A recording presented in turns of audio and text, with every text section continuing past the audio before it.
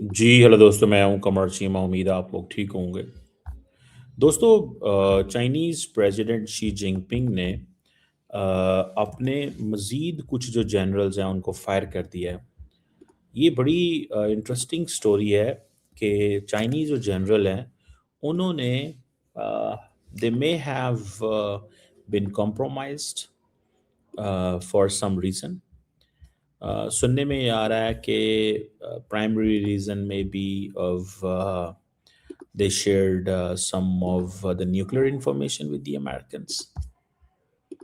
अगर ये हाल है टॉप जनरल्स का, तो मुझे बताएं फिर मैं किधर जाऊं। वो क्या कहते हैं, मुझे काम बताओ, मैं क्या करूं, मैं किसको खाऊं। हमारे एक ड्रामा होता था तो उसमें वो कहते थे ठीक है। ये सवाल की मुझे समझ नहीं आ रही। मैं I can't digest this that the top Chinese generals might have been involve in this thing. हुआ क्या, सुने जरा। High ranking military official under Xi Jinping जो हैं उनको फारिग किया गया। पीपल्स लिबरेशन आर्मी जो है उसकी वो जिसे कहते हैं ना अंदर चैलेंजेस हैं। ये टॉप जनरल है, इनका नाम है जैंग शोया, जो वाइस चेयरमैन है सेंट्रल मिलिट्री कमीशन के। उनको इन्वेस्टिगेशन शुरू होगी डिसिप्लिनरी एंड लीगल ऑफेंसेस। ये चाइना की जो मिनिस्ट्री ऑफ नेशनल डिफेंस है उन्होंने ये खबर जारी की है। जांग और शी जो हैं दोनों जो हैं उनका बड़ा पुराना ताल्लुक है। कहा जा रहा है कि दोनों का बड़ा पुराना ताल्लुक है। सेकंड जनरेशन रेड्स हैं ये, यानी कि ये सोखे थे और सेकंड जनरेशन मतलब तो जो रेवोल्यूशनरी रहा चाइनीज कम्युनिस्ट पार्टी लीडर्स है मतलब उनसे ही पुराना चला आ रहा है। जो जैंग है जो जनरल है उसका जो फादर है वो एक हैवी वेट था पीपल्स लिबरेशन आर्मी में और फाउंडिंग जनरल था चाइना का। जांग जो है वो साइनो वियतनाम वॉर भी लड़ी उसने 1980s में। और 2002 18 में चाइनीज मिलिट्री जो कमीशन है उसमें इसको एलिवेट किया गया।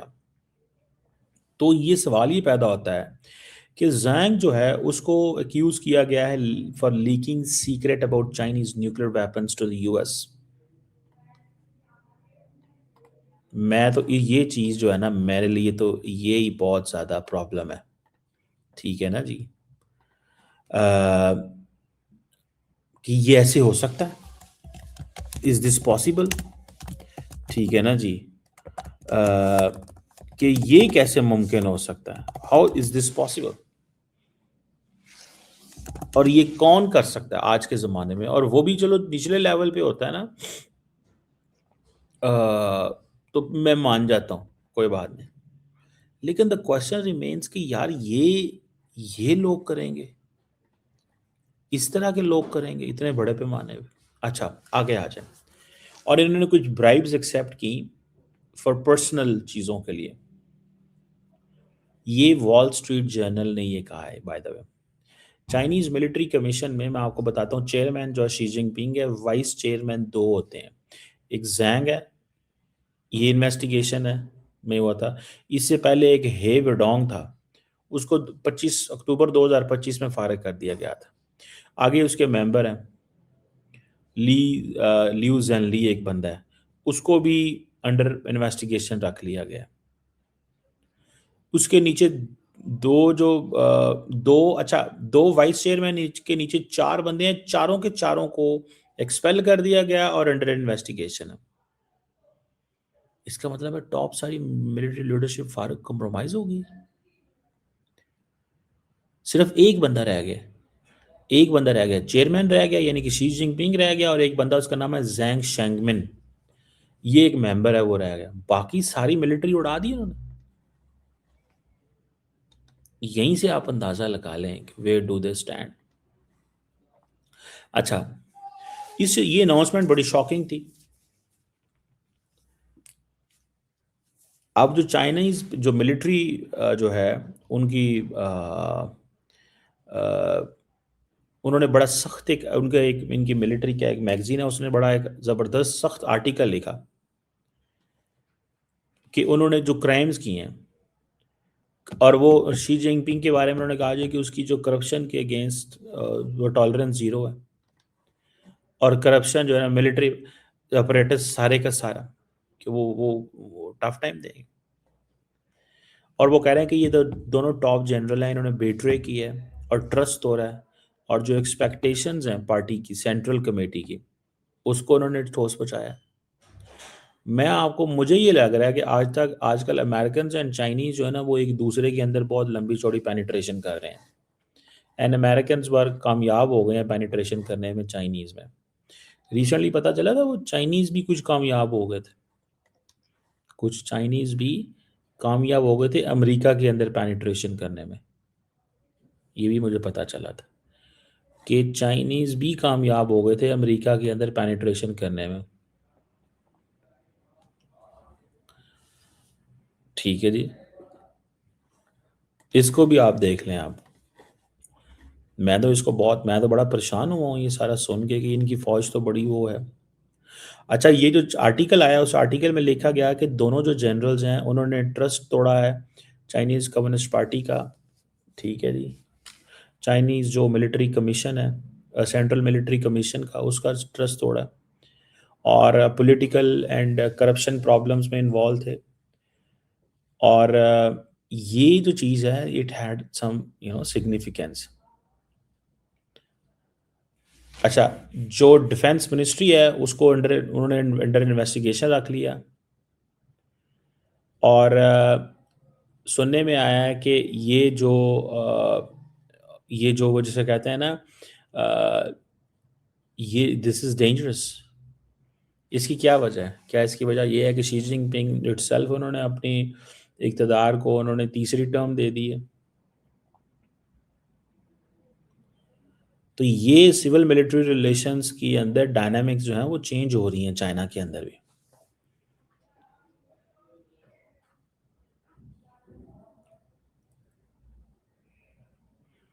अब जैसे वो जिसे कहते हैं ना, चाइना के अंदर क्या था?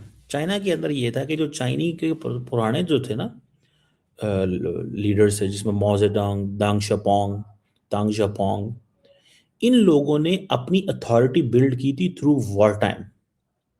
जो बाद के मिलिट्री इनके लोग आए हैं, उन्होंने जिनमें जियांग जेमन है, हो जिनताओ हैं, शी जिनपिंग हैं, उन्होंने मिलिट्री एक्सपीरियंस उनके पास नहीं है। तो वो अपनी फौज को, वो जो आर्म फोर्सेस की जो पॉलिटिकल सिग्निफिकेंट है और वो सेंसिटिविटीज है फौज, वो नहीं समझती। जियांग जिमन जो थे, मैंने मैंने जब होश संभालनी शुरू की थी तो I started knowing Jiang Zemin. Mao Zedong and Deng Xiaoping को तो मैंने जब फॉरेन पॉलिसी और मेजर पार्ट्स पढ़ा रहा था तो तब मैंने इनकी फॉरेन पॉलिसी पढ़ी कि ये क्या मतलब कह रहे थे। लेकिन जियांग जिमन को तो मैंने देखा, बल्कि रिसेंटली जियांग जिमन एक तकरीब में थे जिस पे ये भी थे, उनको निकाल दिया गया था वहाँ से। ठीक है ना जी, ये उनको निकाल दिया गया था और उनको बताया गया था कि आप यहाँ से चले जाओ। So this is the point. So मैं आपको बड़ी इंटरेस्टिंग बात बताने लगा हूँ कि ये अंडर जो जो जियांग है, जो मिलिट्री को अलाउ कर दिया गया कि भाई वो बिजनेसेस कर सकती है, कमर्शियल बिजनेसेस कर सकती है। अब ये चीज जो है ना, ये चीज भी इंपॉर्टेंट है। अब कहा जा रहा है कि जो करप्शन है ना वो मिलिट्री के अंदर आ गई है, प्रोक्योरमेंट में, कॉन्ट्रैक्ट्स में, मिलिट्री मॉडर्नाइजेशन में, इन चीज़ों के अंदर, मिलिट्री इंडस्ट्रियल कॉम्प्लेक्स में। अब जियांग जेमन जो है, मैं उसके बता रहा हूँ कि उस दौर के अंदर बहरहाल, अब ये पूरे का पूरा जो 7 मेंबर चाइनीज मिलिट्री कमीशन है कि जिसमें 2 वाइस चेयरमैन है, 4 मेंबर होते हैं, अब इसकी भी सारी कहानी खराब हो गई। सिर्फ 2 बंदे रह गए हैं, 3 मेंबर और 2 जो वाइस हैं उनको उड़ा दिया गया है। जो पीपल्स लिबरेशन आर्मी है वो मुश्किल में है कि क्या करना है और क्या नहीं करना है और कैसे करना है। कहा जा रहा है कि इस वक्त पीपल्स लिबरेशन आर्मी जो है ना, वो इतने टर्मोइल में जितने में आ जाए, ये कल्चरल रेवोल्यूशन से लेके अब तक कभी नहीं रही। अब वो तमाम फौजी जो पीपल्स पीएलए में इनके करीब थे, इन जनरल्स के, उनकी भी स्क्रूटनी हो रही है।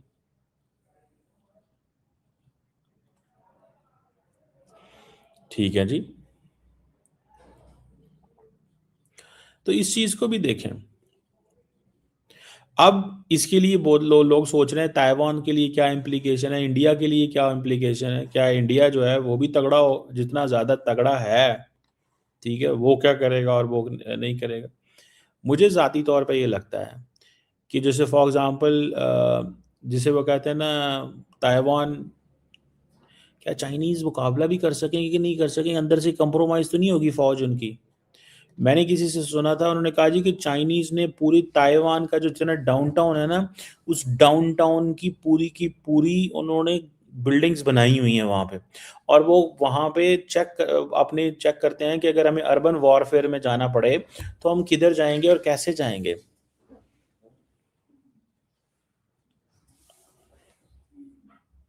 समझ रहे हैं बात को?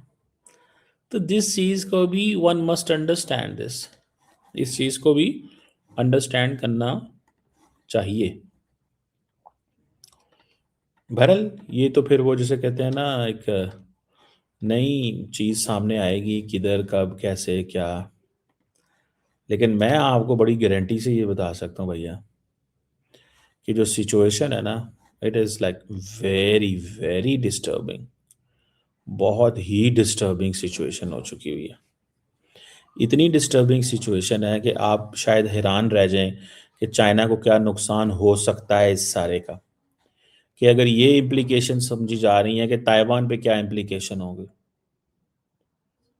लेकिन इसमें ज़्यादा ये भी समझा जा रहा है कि शी जिनपिंग अपना जो ताकत है उसको ज़्यादा मजबूत कर रहे हैं।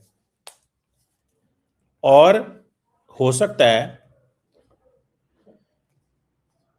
फौज के अंदर कुछ ऐसे लोग हों जो शी के खिलाफ कुछ कर रहे हों, उनको भी उठा दिया गया हो। फिर उसके बाद ये भी है कि कोई ना कोई ऐसा जो पॉलिटिकल ओपोनेंट है, उसको भी हटा दिया गया है। ये भी कहा जाता है कि शी जिनपिंग की जितनी ज़्यादा पावर जो है ना, आज है, इससे पहले कभी नहीं रही। और पीपल्स लिबरेशन आर्मी जो है उसके ऊपर बड़ा स्ट्रॉन्ग इन्फ्लुएंस है। सो वो जो ओल्ड गार्ड है ना पीपल्स लिबरेशन आर्मी के अंदर, ठीक है जी, वो वो उसको देखा जा रहा है। ओल्ड गार्ड को देखा जा रहा है कि वो क्या है, किस तरह है। अब देखते हैं कि जो नेक्स्ट कम्युनिस्ट पार्टी की कांग्रेस है वो 2027 में है, जो नया सेंट्रल कमीशन पिक करता है। और जो सेंट्रल कमीशन लेके आएगा फिर वो जो सीएमसी है उसको इंट्रोड्यूस करेगा, लेके आएगा। तो ये थोड़ा सा एक वो है शी जिनपिंग का भी। शी जिनपिंग चाहते हैं कि वो सारी की सारी पीपल्स लिबरेशन आर्मी जो है उसको वो कर रहे हैं, एक वो अपने कंट्रोल में लेके आ रहे हैं, लॉयल बनाना चाहते हैं, एक नई जनरेशन ऑफ मिलिट्री लीडर्स लेके आना चाहते हैं। जो बहुत सारे कैंडिडेट्स हैं उनको वेटिंग करते हैं, चीज़ें करते हैं। शी जिनपिंग इटसेल्फ देखते हैं कि हमें पीएलए का जो रोल है वो उसको हमें करना चाहिए थोड़ा सा। तो दैट इज़ समथिंग। इस चीज़ को मैं देखता हूँ कि किस तरह और किधर और कैसे और क्या होगा। सो ये भी एक पॉइंट है। लेट्स सी इसमें क्या मज़ीद निकलता है। आप सुनने में आया कि चाइनीज़ आर्मी के अंदर अब यंगर ऑफिशियल्स आएंगे, प्रोफेशनल्स आएंगे। तो ये चीज़ भी है। लेकिन मैंने जैसे आपको बताया कि जिस तरह तोंगशा पोंग और मौजेडोंग जो थे वो वॉर लीडर्स थे। तो जो वॉर के लीडर्स होते हैं ना, उनकी फ़ौज में इज़्ज़त और होती है। वॉर टाइम के जो लीडर होते हैं ना, उनकी फ़ौज में और इज़्ज़त होती है। जो सिर्फ़ पॉलिटिक्स और इन चीज़ों में होते हैं ना, उनकी इज़्ज़त और होती है। इसको भी ज़रा समझ लीजिएगा।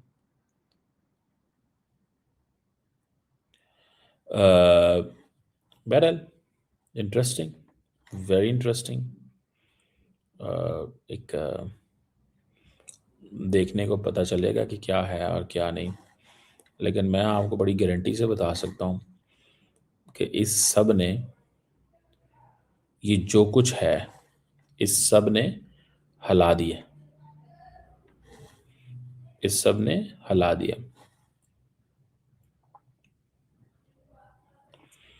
ठीक है ना जी?